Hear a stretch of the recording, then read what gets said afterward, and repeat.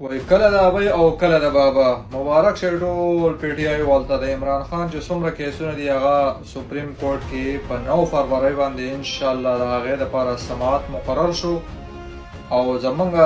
دور را روان دی ان شاء الله دا کوم ظلم او بربریت چې زمونږ سره وشو او کوم خلکو چې په موږ باندې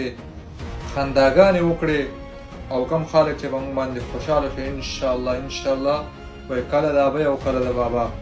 زمونږ دور را روان دی او ټول د عمران خان ورکرانو ته چې دغه شانتې د ظلم د جبر او دغه فرعونیت خلاف ودرېږئ ان شاء الله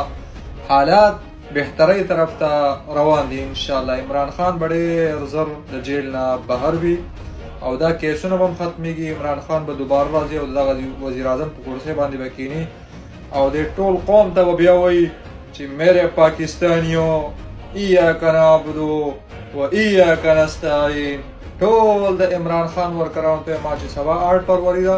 په 8 فروری باندې भरपूर احتجاج وکړي مکمل دوکان او مکمل چې کوم دی شټر ډاون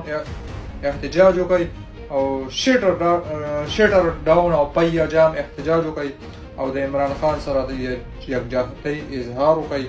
او ټول د عمران خان ورکرانو ته بیا مبارک شي ان شاء الله حالات بهترۍ طرف ته روان دي.